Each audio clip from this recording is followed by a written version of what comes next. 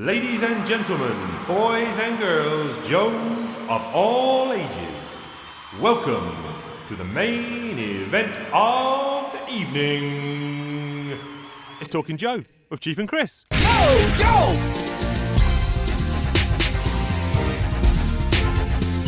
Yo, Joe!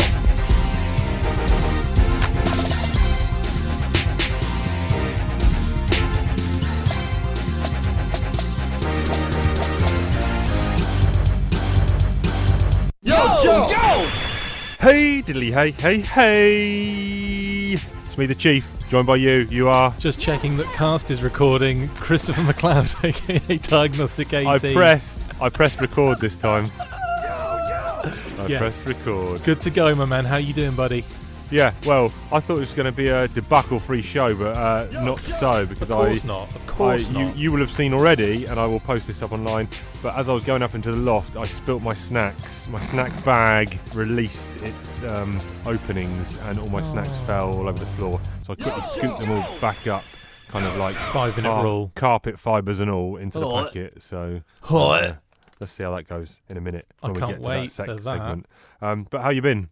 Good, man. Yes, thank you very much. Just being bombarded with G.I. Joe news at the moment, so the full force is at full force. Yeah. But yeah, other than that, doing all right. My wife and I are actually moving from one part of the country to another. I won't get into the details as yet, but we will be... Because you don't want stalkers. Yeah. Yeah. Or Snake Eyes, or rock and roll, or gung ho. Yeah. No, yeah, basically... That's quite a funny one for you, actually. Yeah, carry on. Thanks. What do you mean for me? That's problematic. No, so yeah, I have... So there's a lot kind of... It's a big shift in the life, so that's next month we have to do that. So, preparing for that kind of eventuality. But yeah, other than that, everything's going well. Just got back from the UK, of course. But then again, we did all this talk for the last episode, didn't we? So, yeah, Correct. We've met. We've done all that good stuff. How are you, my good man? Yes, not bad. What have I been up to this last week? I watched only half of the two championship games in the NFL. I watched the first half of Kansas versus Tennessee. My goodness. Goodness. Had some cash money victories on Kansas and then gave it all back because I was back to Green Bay for the next one. But mate, yeah, that was one hell of a game. I mean, the previous one, which we discussed after the show, which brought up some amazing points, by the way. Yeah. So one, I asked you like what you thought of that incredible Houston Texans Kansas City game, which finished 51-31. Correct. And was the biggest comeback in NFL history or playoff history. And I was like, how did you enjoy that match? And you're kind of like, no. Yeah, no. I hate points. So my ideal NFL match is something like 14-10. Surely it's 3-0. Surely 3-0 that's like perfection. Game. I remember watching a game a few years back. I think it was Pittsburgh, Miami. I could be wrong. And it ended up, I think that was a 3-0. Because it was like, it was so...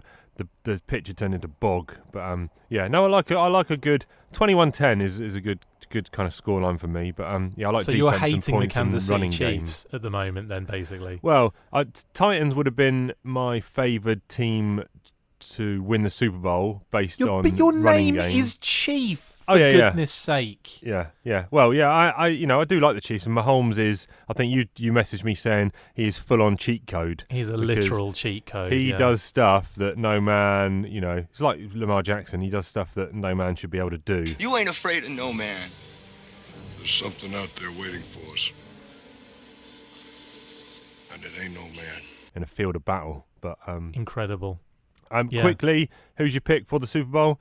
I looked at the betting, and it is KC are odds on, aren't they? KC are, I think they're like a 1-point favourite with the bookies, which is one of the closest to, or if I can't remember the last time it was almost a pick'em style game.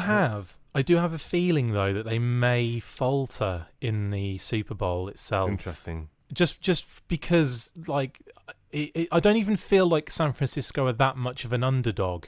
They're pretty good themselves as a team, So it's I think it's going to be a tough one. I think, logically, Kansas City will probably edge it, but they're going to have to play tight early on and not to keep doing this thing where they take like a whole quarter to get going. Yeah. Oh, yeah. I mean, I think for me, game is on the line in the fourth quarter. Yeah, I want Mahomes 100 times out of 100 rather than Jimmy Garoppolo. True. So if it's tight True. going into the fourth, Kansas, if San Francisco can get, a lead, or although we've seen Kansas come back from deficits in the last two games, so I don't really know it's hard how to San Francisco win, but yeah, it's hard to call. Should be interesting. By the way, I have to just rush off quickly because I'm Ooh. currently cooking my snack for the show. Snack attacker, Chief and Chris, like Han Solo and Chewbacca, are travelling through hyperspace to get some snacks. Snack attacker. Ah, okay. Is that a good segue? Yeah, you do it. I'll fill. So you Phil. I'll Phil I'll McCracken. be Ross Kemp. Yeah. So he's gone off to get a snack that he's cooking. So what could it be, ladies and gentlemen? I don't even know. This is news to me because every other normal man, I would buy my snacks. But I'm saying he's gone for a cheese straws, maybe fake cheese straws, or some kind of pie, maybe. I don't know. Or what do you do? Sweet treats, brownies. So maybe fake dairy brownies, some cookies, maybe. Interesting. What else could he have gone? Snack. I was going to say maybe like a sandwich, which we'll talk about more later on in the show. But could he have made like a fake bacon sandwich? Not really a snack, is it? Well, it is a snack, actually. I guess I would have a bacon sandwich for a snack. Well, the man has stumped me. The man has stumped. Scooby Snacks. I don't know. What's he? Where's his kitchen? Where's his oven? Is it like in the next town across? Because he's been gone a long time. I'm back. Or has he actually burnt his fingers? And no, he's not. He's there. Oh, I have actually burnt the tip of my one finger like an idiot. Called it. Absolute douche weasel. Sweet treats or savoury treats? You know what? I've done a stupid thing, but no, it's cool. I've got a picture of it. I took a picture for a change. Yeah, it's a savoury treat. Yes, and it is. And have we done? I suppose we've done the intro for this one already. Yeah. Let's move on. So I've got Morningstar Farms 100% plant protein veggie classics corn dogs. Now exactly. this is not a thing. Now don't listen back to where you were out getting them, but that's exactly what I said. You're lying, aren't you? Don't listen back. I said corn dogs. I said he's got corn dogs. Bullshit.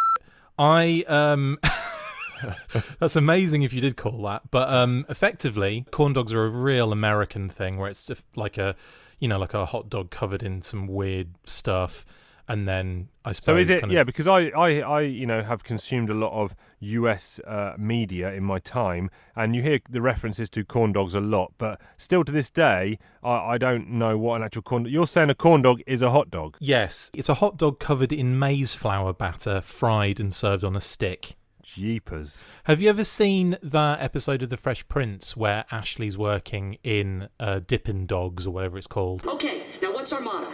I represent Dippity Doo Dahs, the best doggone dog dipping restaurant in the world. Very good. Now, I assume you've read the manual. Yes. Good. Dip a dog. More than likely, but my chance of remembering that, no.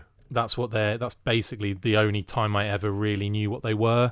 In actual fact, there's in the Bumblebee movie, I'm pretty sure Haley Steinfeld works in a kind of, corn dog type scenario. In any case, I've got them. They're hotter than the sun, and I'm gonna try and bust one. Wait a minute. Have you put this into like a bun or? Oh no, so you're putting it on a stick? No, they're on They're already on sticks. They come basically already. Wait prepared, a minute. I thought you were making snacks. What you did is you bought something and just cooked it. Yeah. Okay, all right. I bought some and then put them in the oven for 20 minutes. That's all I did. Got it, okay. I thought you were making them from scratch. No, God, no. I'm not that. No. That's what my wife does. I'm nowhere near that level of patient. Get her on the show for a snack for the show. I've actually dipped it in Thousand Island as well, which is a vegan Thousand Island I have. I think that might be just vegan. Wait a minute. Thousand Island is effectively ketchup and mayo mixed together? No, that's... Okay, got that wrong. That's something I don't know. I don't know exactly what's in it. But it's, I think I'm just making stuff up. Yeah, I think you are. I think you're just making it up. I'm going to bite into it. So it's going to be hot as well. So I'll probably scream. Yeah, please do. Oh yeah. That's amazing. Yeah, doggish, Cornish. That's really nice. That's better than I was expecting. In all honesty. Oh, God, that's good. I like that a lot. Oh yeah, really like Like the texture of the outside is kind of crispy, but then there's a softness to like the batter inside, or like the whatever it is, the maize flour that has been battered. And then the hot dogs. Oh man, the hot dog tastes amazing. You wouldn't know. Good.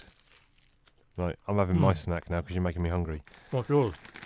I got a bag of, what is it? I don't know. I was just looking for grammage. 128 grams. This is sea salt and pepper, nuts and veggies, veggie protein power, sea salt and black pepper cashews, roasted edamame beans, and spicy chickpeas.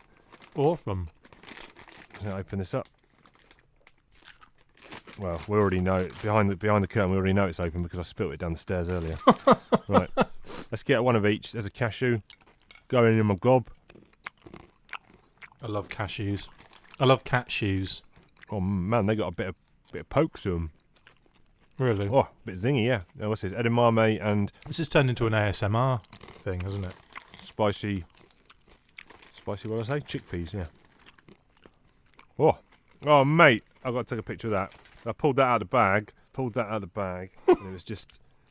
I don't want to eat that. There's a big lump of carpet fur. Oh. Right. Okay, I'll take that out the side then. Oh, yeah, I'm going to say very nice. Very nice snacks there. We had a Lovely bit stuff. of feedback. People seem to like your chocolate penguins better than my roasted crickets last week. Well, that was a no-brainer, I think. But yeah. Well, there you go. What are you going to do? Although Stephen likes a bit of protein. Yeah. Shout out to G.I. Joe Berg. Yep. Good lad. There'll be more snacks next week because that's a segment on the show that is I'm now... so glad it's snacks now because there's so much more stuff in the house than there is beverages. Yeah. The other thing I have been doing, though, is reading some more G.I. Joe comics, so Liars. It's probably time that we have some comic talk. Comic talk, oh, comic talk. Larry Hama writes them, Chief and Chris discuss them, whoa. Comic talk, oh, comic talk.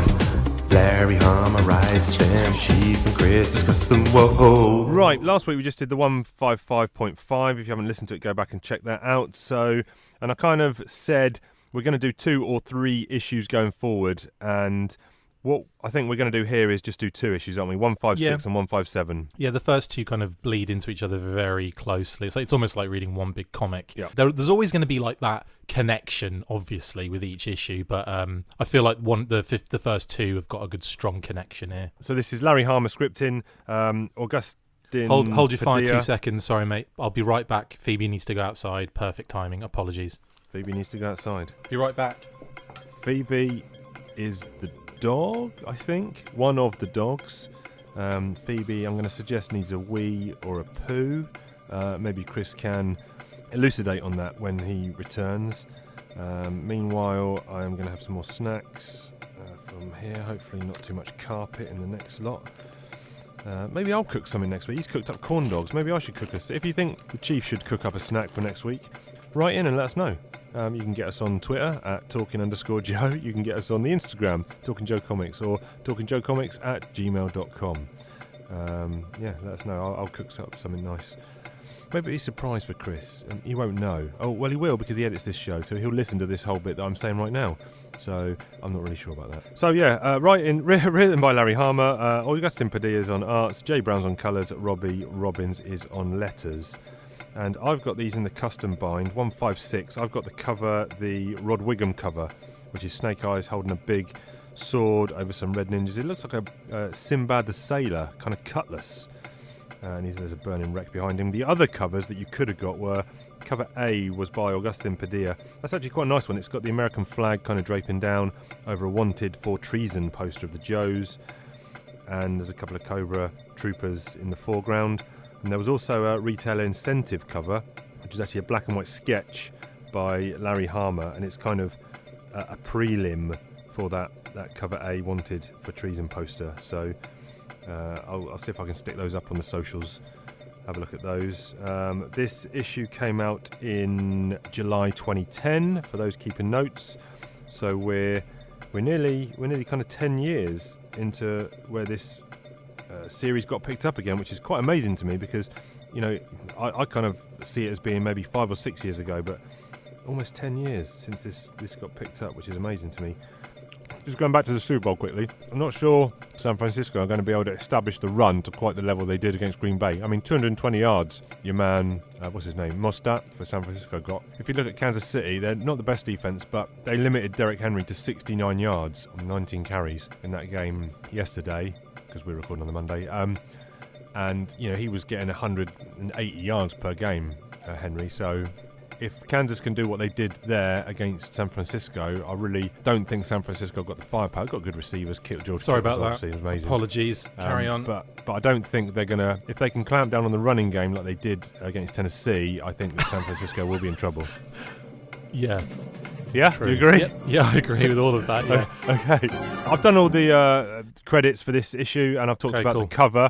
The cover I've got is the Rod Wiggum one, which is that Snake Eyes holding the Sinbad cutlass. Yeah, it's kind of crazy and all right. I think I prefer the one where it's the two Cobra Troopers in front of the Wanted for treason sign and the American flag flapping in the background.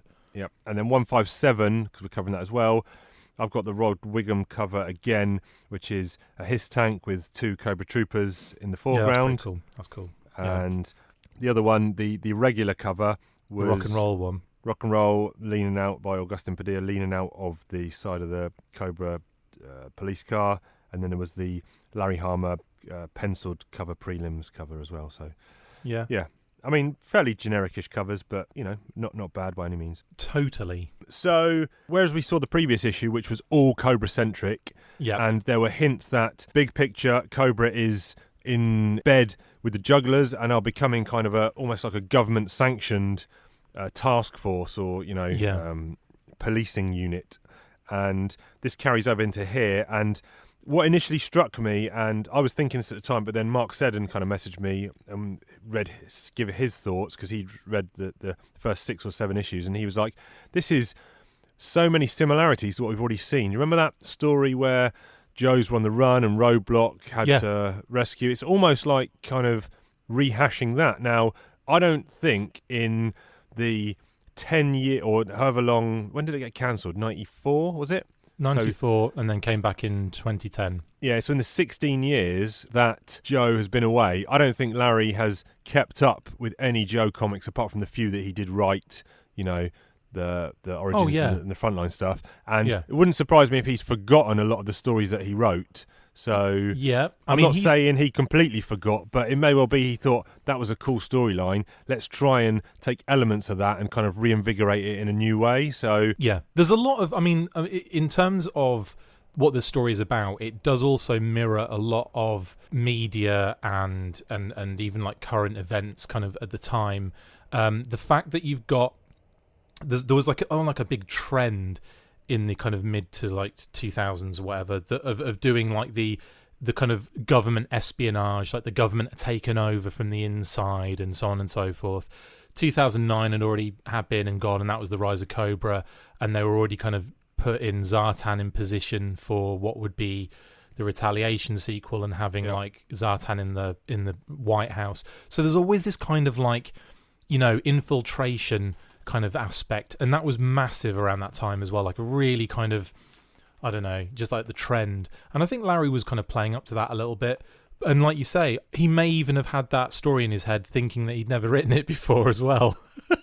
I mean, he would say himself that he does not care about any other G.I. Joe stuff. He never reads any of the comics from other creators. He never watches any of the other cartoon, any of the other media. He just doesn't care, and he's very like abrupt, and he's just very kind of clear on that. And I suppose there's an element of honesty in that, but at the same time, it kind of cuts him off from a lot of stuff, and he ends up doing stuff that may already have been done as well.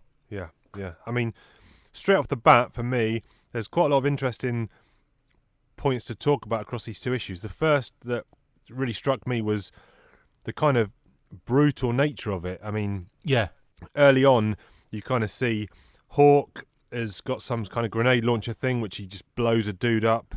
He's in a car chase, isn't he? Yeah. Oh, was it Duke? Who did I say? Hawk. Yeah, Hawk's kind of like almost doing. He's doing his own thing. He's kind of escaping the government, like the Pentagon, because dressed as a Cobra Trooper, but he does something pretty violent himself. Like he shoots he literally shoots a a Cobra trooper in the car Yep. to get to kind of push him out of the way and, Yep. and drive the car. So he's doing Roadblock does some choppy. Man, he just chops some mother fudges up. So he is just cooking up a storm. Some dudes come in to get him because Cobra is aware that G.I. Joe, although they were disbanded, they're still kind of out there on the scene. So Cobra's dispatched guys to effectively stop Joe's coming back and stopping Cobra. Yeah, they're taking out the main players, aren't they? Obviously Hawk, Duke, Snake Eyes and Scarlet, Roadblock. It's all of the main kind of crew. Yeah, I mean, Stalker's shooting guys up with a sniper rifle. Roadblock's chopping guys up with a machete or a chef's, chopping thing, a knife, I guess you'd call that. No, what's it called? It's just called a chopper. Is it like the big square one? Yeah, just a chopper, I suppose. Yeah, his massive. He took him out with his massive chopper. Yeah. They send some ninjas and I've got my British colloquialism sorted. Chopper. They send some ninjas and Cobra troopers out to take out Snake Eyes. I kind of like that dynamic where the Red Ninjas were working with the Cobra troopers and the Cobra troopers say, he ran off that way, let's go and get him. Oh no, sorry, it's Storm Shadow, isn't it? Sorry, Storm Shadow. You're in the second issue now, aren't you? Yeah, I'm kind of jumping around the shop just talking about interesting bits. But yeah, and they just let those Cobra troopers run off to get killed. But that's another thing, is I kind of like the fact that they've brought back that almost original Cobra trooper look rather than a Viper. Although I thought the Vipers do look cool, I like the fact that they've gone back to the red kind of face mask kind of thing, that old school look. Yeah, you do see pretty much all of the different Vipers and Troopers and stuff throughout the run. So they mix that up nicely, and Troopers are always used as your default kind of your standard issue kind of grunt. But yeah, I thought this started strongly. I thought there's quite a bit of characterization, especially the characters we know are kind of acting as they were. It's not like he's reinventing. Look, it is a continuation, but there's a lot of things that I'm sure are new and different, but it's getting the team back together kind of issues, isn't it? There's very much that, like, highlighting each of their specialties in all of their small stories. So obviously Roadblock is cooking and he's a chef, so it's like he takes them out with the knife. Duke's obviously kind of going around trying to gather everyone up. He's the one that's in the field. Hawk is the one that's kind of orchestrating it all via Duke, via Duct. And then also you've got like Mainframe, who shows that he's actually a skilled soldier and he's not just the tech guy.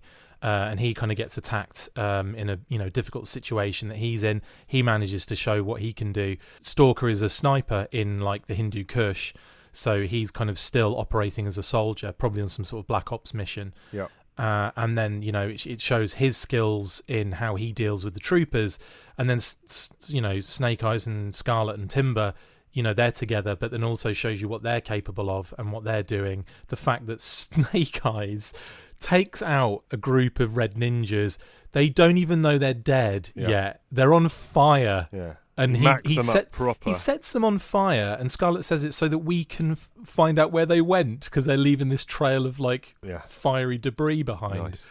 And then Timber also takes one of them out, which is great as well. Yeah, it's really brutal, and it's not even, I don't think, going back to those original early, or the 20s to 30s G.I. Joe issues, because they were nothing overtly silly. Okay, they are silly. All G.I. Joe comics are silly, but there's nothing overtly silly in that golden period, as I like to call it. No. But this is a country mile away from the last 20 or 30 issues of that original Marvel run. Yeah. Which had gone crazy, eco-warrior space and all that kind of jazz. Yeah. Which, has its place, and, most of it I thought was readable at least.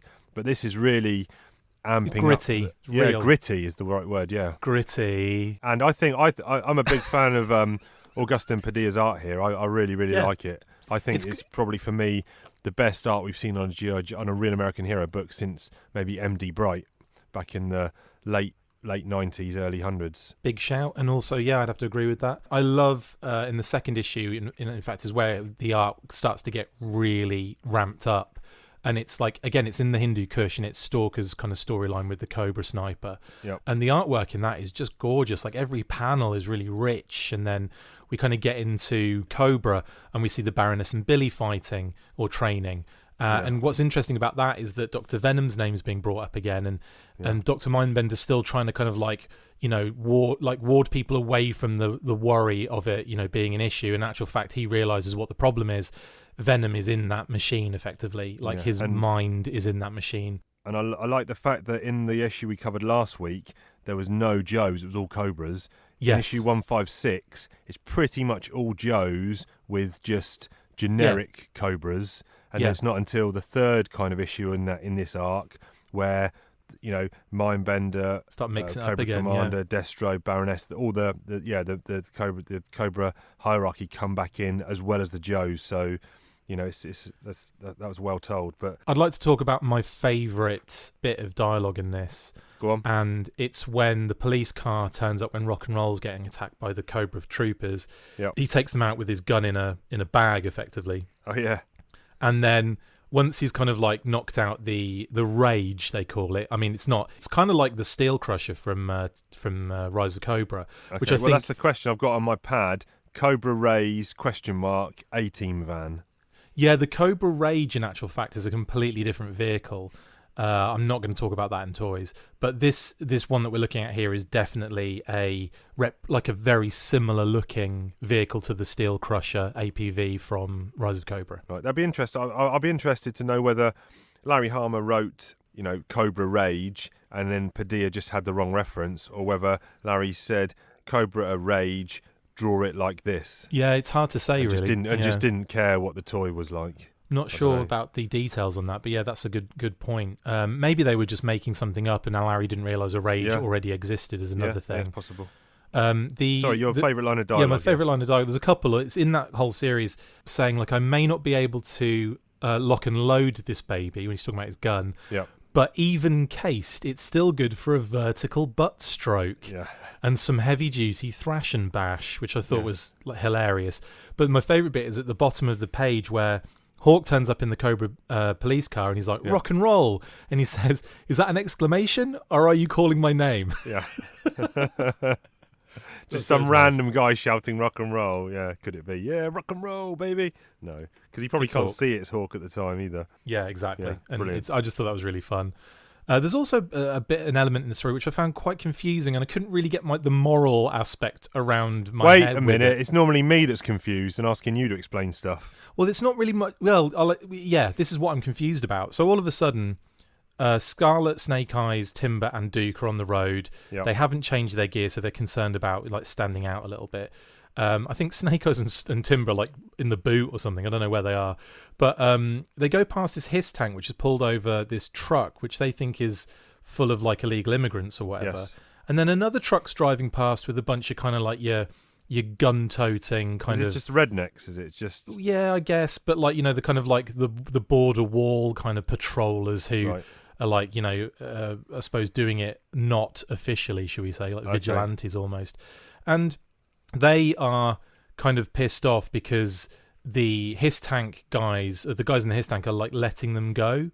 Yeah, so why would Cobra be doing that, I guess? Well, they were just checking them, I guess, to make sure they were, I don't know, maybe they're looking for the Joes. Right. And because they're not the Joes, that they just let them go, and then this band of guys in this truck take offence to the fact they let them go, and start opening fire on the HISS tank. They don't obviously kill anyone, but they're just kind of holding them like and saying like, yeah, you're gonna arrest them or whatever. Anyway, the Joes save them. Yeah, the Joes turn up and take out these kind of guys with the guns. Like they use lethal force on some of them, and the rest they kind of. Well, you say lethal force. Page 18, Snake Eyes has basically stabbed some guy through the top of the head. Yeah. Through the roof of the car. I mean... Yeah, and Duke shot someone directly in the... Yeah. I mean, he's got a gun and he's going to shoot them, but, you know, it just seems weird to me that they did that and then but then obviously Cobra are a threat. They're the problem as well here, and they just let them go. And what's surprising to me is obviously because Duke says to them, let's just go on our merry way and pretend nothing ever happened here. The Cobra Trooper calls it in that there was no negative no contact. Joes. So I don't know. I just thought that was an odd turn of events. It didn't need. I don't think it served any purpose. It didn't advance the storyline, And I mean, look, again, like I said on the last episode, I've kind of forgotten pretty much all of this run. So I don't know if that's going to crop up in the next few issues, but I doubt it. No, I'm not sure why that. doesn't. I'm not sure why that was just shoehorned in that bit, but I don't know. And then we get this kind of weird, I don't know, this kind of like Dr. Venom is in the brainwave scanner and therefore is in some of their Mindbender's heads.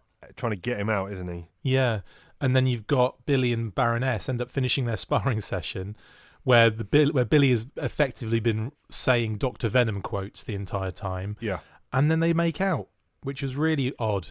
And yeah, Billy looks about 50. At least she's not a paedophile, I suppose. Yeah, and yeah, I guess being a ninja probably is hard work and wears on your body.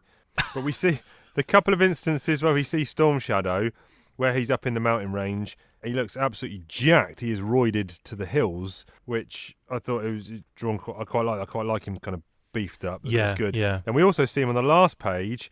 In a suit. And we see him in a white suit, which is kind of a good look for him. Armani, Prada, Versace too. Joe's changed their outfits from black to blue. Duke and Hawk, look but don't gawk. Changing their kit, whoa, is that legit? Swapping camo jackets, headgear and boots. It's now neon colours and funky spacesuits. Sci-fi stalker and even roadblock. While Bill, Flint and Mutt gave me a shot. So go take a walk if clothes aren't your passion, because it's comic book talk and lovely G.I. Joe fashion. I like that, yeah. We've only ever seen him in his ninja gear, either the white or the camo, or... Do you know what I think that's another nod to?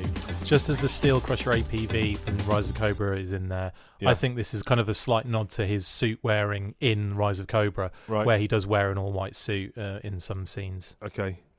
And, yeah, possibly. And the red ninja with his red suit on, I love that. And the red ninja with his red suit and in the passenger seat, or the driver's seat. And, he kind of says right at the end, he's checking tire marks and that tracking. He's like, Snake Eyes, he was here. We have him now. A bit Darth Vader-ish, but yeah. I have you now. But yeah, overall, these two issues have given me renewed hope that this is, I'm digging the scene, and I think I really like the art. I think Harmer is kind of tightened up his script in a bit. There's a few, shonky bits of dialogue here and there, but just Harmerisms, if you will. But that's okay, because most of it is intriguing. I'm interested to know what's happening with Venom and the new kind of bad Storm Shadow, and I kind of like this I like Billy the Baroness details. stuff. I'm actually interested in this. Yeah, I like how they're reintroducing these characters. They're reintroducing maybe new readers to them as well, or not reintroducing. They're introducing them to new readers as well. But also that feeling of that Hammer feel that I get from this is where he kind of does some of the story, but I like that, like where he talks about, where Duke makes that phone call, what does he say? He kind of basically spells out Hawk's name in the phonetic alphabet to make the call. Yeah. He says, dial code name, Hotel Alpha, Whiskey, Kilo. Yeah. And I was like, that's cool. And then not just that, but then when that is obviously, he knows that line has been compromised, the Televiper obviously kind of picks up on it. And again, we see that Televiper design that you liked with the red and the gold and the blue. But then also he then has to make a different call on a different number. And Hawk even says, like he says, like, was it like Hotel Alpha Whiskey Kilo X-Ray Echo? And he says, at least you remembered the alternate number as well and that kind of stuff. And I thought, like, there's loads of extra detail that Hammer puts in there that, I mean, who would have bothered doing that?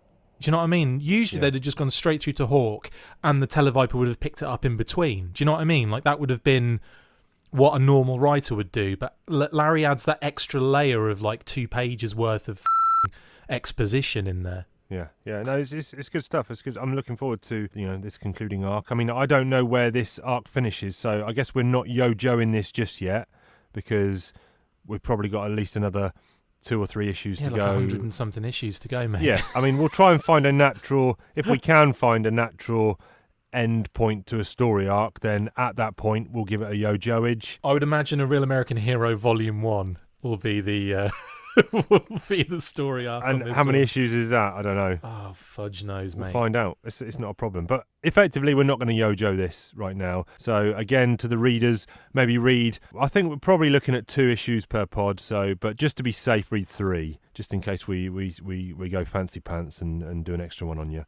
But yeah, do that. But that's enough comic talk, because now we want to hear about toy talk. Chris talks about toys, ho ho. Chris talks about G.I. Joe.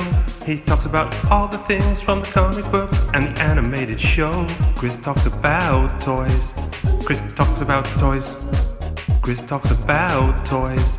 Chris talks about toys. On this week's show, I'll be talking about... Oh, no, it's not me, it's you. Could you imagine? Yeah, so I was kind of, again, it's one of those things where we're looking at the modern comics, and I kind of wanted to look at the modern toys, and even though the Steel Crusher would have been a good one to talk about because, you know, we've talked about it loads already, and even Storm Shadow in his suit would have been cool, I was kind of thinking, you know, around the time 2010... like what was actually happening in the modern G.I. Joe toy universe, and there was quite a lot going on. I mean, Rise of Cobra had just been out, as I said, huge run of toys. The following year, 2010, we got a follow-up to the Rise of Cobra called Pursuit of Cobra, and many Joe toy fans will tell you this is kind of like the pinnacle of modern action figure for G.I. Joes. You know, this was the point at which it kind of hit a ceiling and could not get any better in terms of like the quality of design, the articulation, the accessories, the choice of characters, the new characters they were introducing, the old ones they were redesigning and redoing. Pursuit of Cobra is effectively a modern update of what some of your favourite classic figures would look like in a military sense, kind of today or in the future. So there's like this really, I know there's a really cool vibe about it. Who were these produced by? Hasbro. Oh, Hasbro. So Hasbro obviously did the Rise of Cobra line as well. Right, yeah. And a lot of the things they'd learned from doing that was this kind of more like they'd come off like the 25th anniversary, then Rise of Cobra, then Pursuit of Cobra. So there was this like improvement in the way that these 4-inch modern figures were being developed and created. And by the time we hit Pursuit of Cobra, like I said, it was like this pinnacle of really good quality stuff. What I really liked about it was, like I said, the modernizing of these figures, and one that stood out for me early on, actually in the second wave, was the Jungle Viper. Wicked! Jungle is massive! Now, this would be obviously Jungle Viper version 3 at this stage, according to Yojo. There'd been one in 2005 as well, but the 2010 one was just unbelievably cool.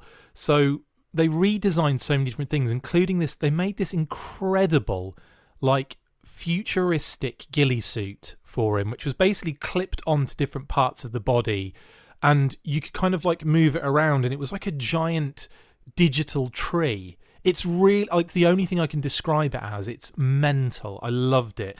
And obviously he had his, you know, ridiculous visor goggle, that, you know, that kind of like monocular type thing, which is just amazing. They had so many accessories in the Pursuit of Cobra toy line, to the point where it was probably not like practical, functional, or profitable by Hasbro.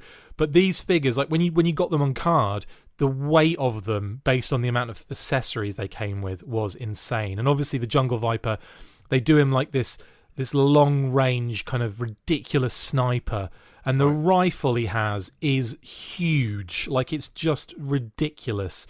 But I can't really, you know, I'm not going to go into much description. We'll post images on the Twitter page. But a green and black deco, when you strip him down, he's like just a very standard generic trooper with these like sticky out ports on his arms. But then when you kind of gear him up, that's where he's at his absolute best, an absolute beauty of a figure. And also another thing about this was the packaging was really cool as well. I really liked the kind of modern packaging. The G.I. Joe logo had this kind of really cool, like the original G1 Transformers reflective chrome effect running through it.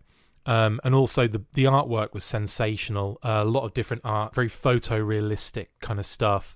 And it's just some absolutely beautiful stuff going on. The file card itself, they kept going with the file cards, although they weren't as in-depth as the previous ones were. And you could argue weren't as cool, because obviously Larry did a lot of those, and they were just so full of storyline and personality. Yep. So the Jungle Viper, number 1013 or 1013, that relates to the action figure, I believe.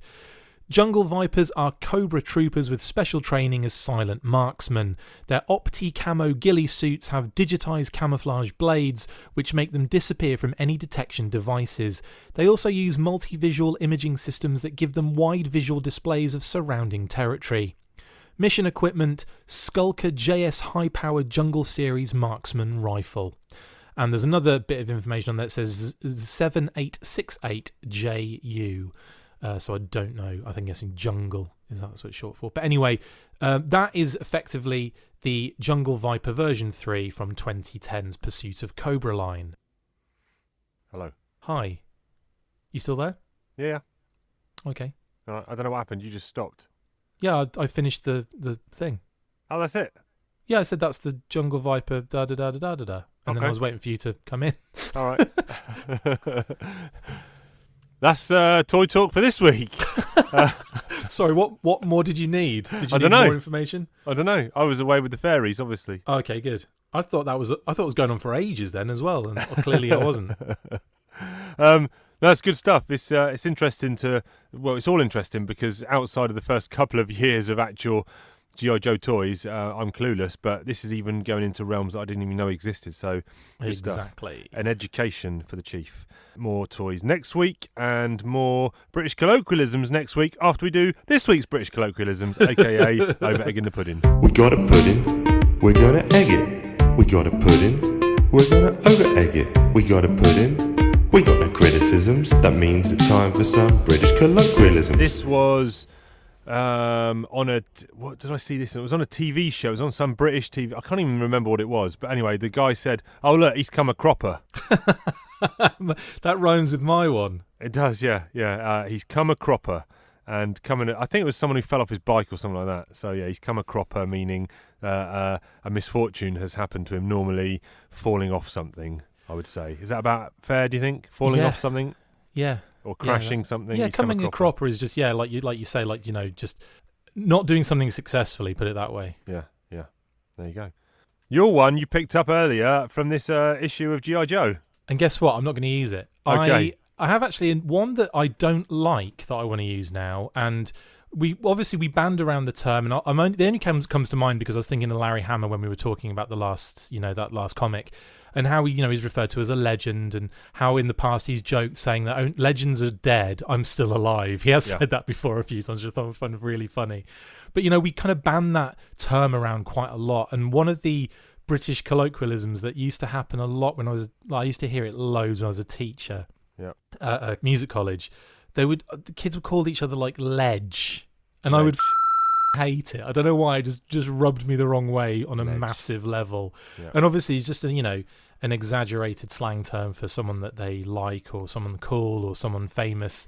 They're a ledge. There was a similar one that went around my kind of school. It was ledge. Or instead of saying legend, people would say leg end. Leg end. That's my dad always says leg end. Yeah. Right. In fact, when the movie Legend came out, that's a bit daddy. Yeah, when the movie Legend came out, my dad would only refer to it as leg end. Yeah. He's a Good ledge. One. Yeah. Good stuff. There'll be more of that next week. Now then, if you were with us last week, and if you weren't, why not? Yeah, what the guys? You'll know that I no longer ask Chris a question. That's not because I've asked him all the questions there are in the world. It feels like it. Though. Or I'm unhappy with his answers. It's because now we do this thing. Listeners answer a question. Listeners answer a question. Posed by us, just for you. Listeners answer a question. So we posed the question on the socials, if you will, of you want to make a sandwich, but you haven't got that many ingredients in your cupboard. You can only there's one bread you can pick, and you can pick 3 fillings, and condiments/sauces do count as fillings. And what did people come up with? Well, a quick bit of analysis I've done, if I can read my own writing. The first thing that struck me was the amount of different breads. Now, people were picking pittas, sourdoughs, rye breads, wheat, French toast, Texas toast. I don't know what that is, but it sounds amazing. Focaccia, flour tortilla, sourdough, ciabatta, granary. Lots of different toast. The main fillings were people liked turkey, or a lot of people liked turkey. Now, in the UK, I don't think, if you sampled 20 people what sandwich they would make, I don't think any of them would pick turkey. So maybe turkey is an American thing. It is, yeah. And a lot of people liked big percentages. I don't have them to hand. I'm going to say 60% though. Liked cheese, and the most common cheese was Swiss cheese. Now, again, I don't know what that is. At a guess, I'm going to say, is it a cheese with holes in that in the UK we might call Edam? Is that the same thing or not? Edam. No. Okay. Oh, well, yeah. So what is Swiss cheese? Is it just cheese with holes in? Yeah. Yes, exactly. Like real mild, bland, flavourless cheese. More or less, yeah. Okay, yeah, got it. And the third most common filling was mustard. Interesting.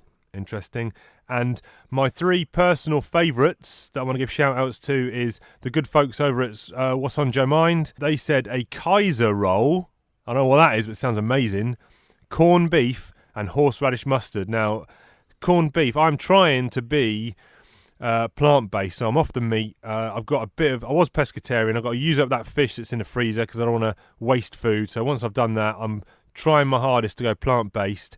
Not going to kill myself. So if I'm out and, you know, the only thing to eat is a cheese pizza, I'll eat it, but I'm going to try and not do that. However, the point of this is, the one thing that might turn me is, I love corned beef, man. I love corned beef in a sandwich, so maybe once a year I might have a corned beef sandwich. But anyway, Kaiser roll, corned beef and horseradish mustard sounds great. 2 other ones I want to shout out to is Dave Reese, who said, keep it simple, man. White bread, bacon, brown sauce. That is that's a UK staple. Some people might substitute that brown sauce for ketchup. I love that post that someone made where it was like, I have no idea what this has got to do with G.I. Joe, but I'm going to go ahead anyway. I'm like, dude, I'll answer anyway. Yeah. Obviously, chill out, you've man. never, ever listened to this show. The question invariably never has anything to do with G.I. Joe. So would there have been a different response if I'd have said, you find yourself locked in the Cobra Cobra freighter, the Cobra freighter, and you look through the pantry, through the cupboards, and all you find, what ingredients do you find? Is that then G.I. Joe related? Yeah, that would have been better. Do that next time, because I don't have to deal with any like aggressive. Okay. You know, like I don't know what this has got to do with G.I. Joe. Well, nothing, mate. And really. The last one I want to mention is it was a Facebook comment from Matt Paul, and he said ciabatta, butter, and what's it? Ciabatta. And what's it? So a mixture of Chewbacca and ciabatta, right there. That was amazing. Yeah. So that is so ciabatta, butter, and what's it? And what's it are, I guess the US equivalent would be Cheetos. Yes, and so that is effectively a crisp sandwich, because I used to have loads of crisp sandwiches when I was a kid. Oh yeah, they were amazing. Yeah, so that was a good shout out there. But interesting responses. I tended to put crisp as an extra layer of ingredient on my already made sandwich, and that just adds another texture. What I'd sometimes do is get the packet before I opened it. I would smash it all up, or maybe you have to open it, otherwise it would pop. But you open a little hole, smash it all up, literally crush the whole packet in my hand, and then sprinkle it on like it's kind of sawdust or whatever. Interesting. Over the thing to But anyway, I might have one of them tomorrow.